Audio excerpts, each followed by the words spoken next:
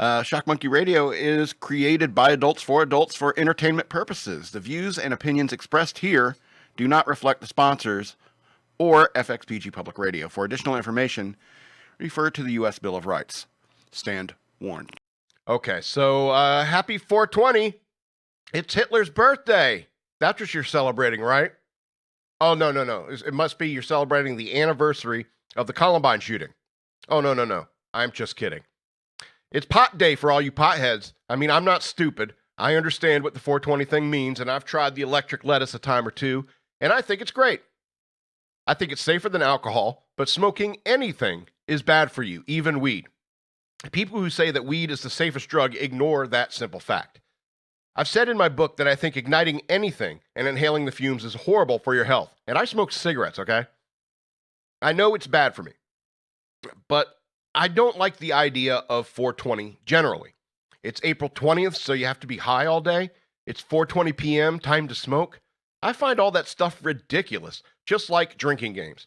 I don't need any rules involved with my intake of intoxicants, because weed is an intoxicant, make no mistake. I really dislike when people refer to weed as medicine, because it's not. I'm sure those of you who use CBD products might disagree with me, but most all of the medical value can be replaced by aspartame.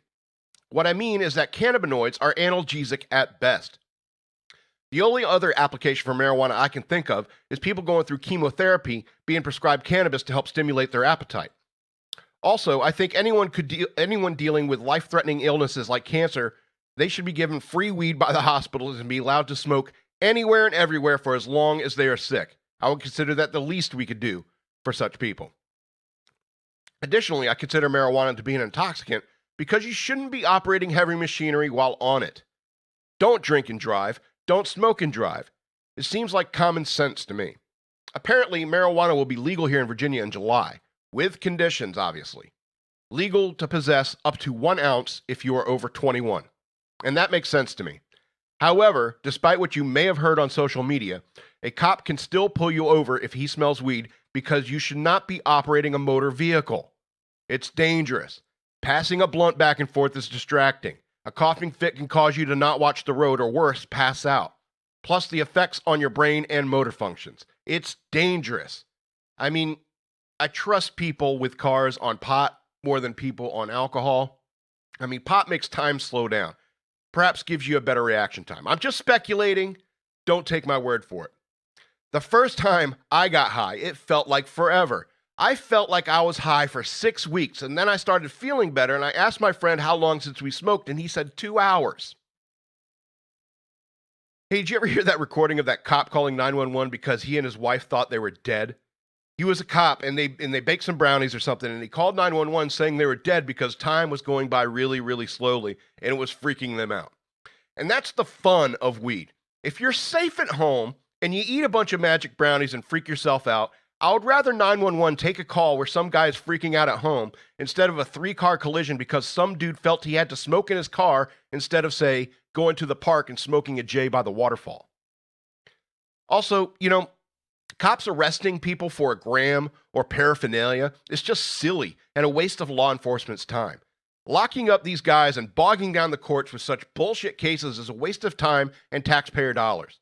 Plus, I am sure that the cops did not become cops just to harass potheads.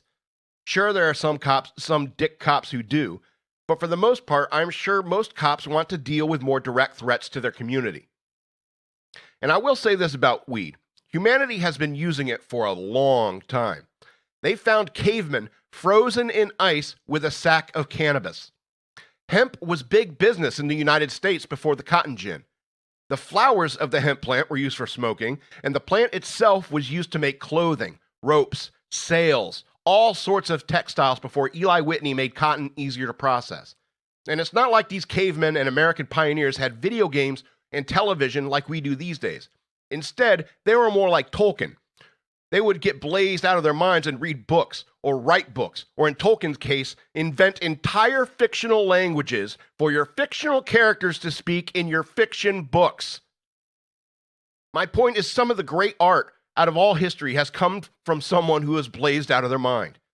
And who knows what the caveman was doing when he was blazed? Maybe he watched an anthill very closely while giggling like a loon. Maybe he's off in a midnight hunt to quell the munchies and getting lost. I can only imagine. But happy 420 to you, to those who celebrate it. I just wanted to give you my thoughts on it.